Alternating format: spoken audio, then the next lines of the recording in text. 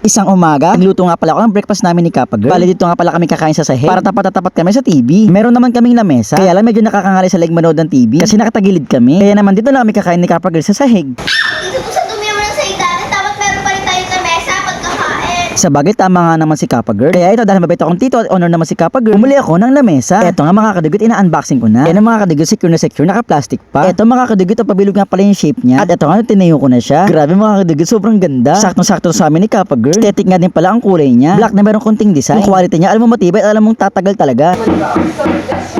At hindi rin siya mauga. Yun ay pinaka-importante para sa akin. At eto nga, dahil meron na kaming lamesa, makakakain na kami ni Kappa Girl. Wow, dito gusto na ng mesa natin. Ako dito, magsukain na tayo.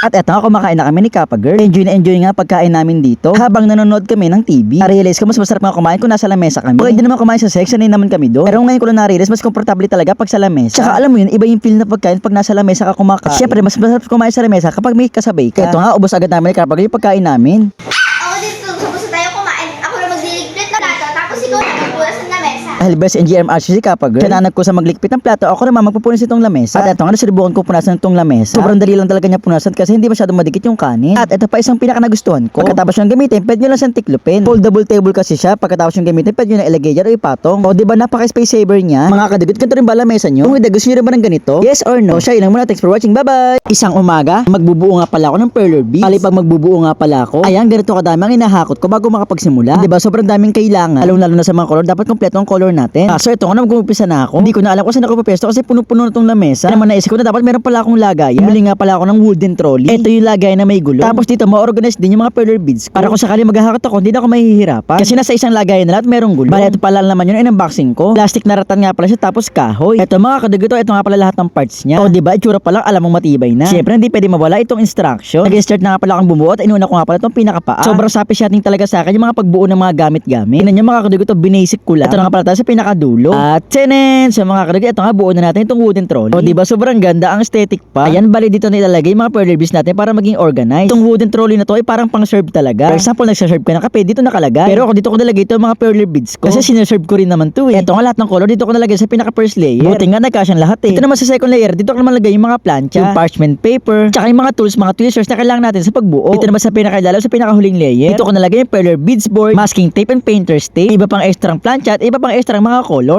Sa mga kadugo, ito na nga pala ang itsura niya. Sa first layer, mga color. Second layer, plancha at tools. Third layer, mga boards tsaka tape. Diba mga kadugo, sobrang kailangan ko talaga neto. Imbis na bitbitin ko to isa-isa, o diba, pinapagulong ko na lang lahat. Madali ko na din makuha yung mga kailangan ko. At pagkatapos natin gamitin, ito lang, lalagyan natin siya sa isang sulok. O diba, dahil nga aesthetic siya, mukha pa siyang display sa bahay. Kaya ba mga kadugo, meron din kayong ganito? Kung wala, gusto niyo rin ba neto? Yes or no? So yun lang, thanks for watching. Bye-bye!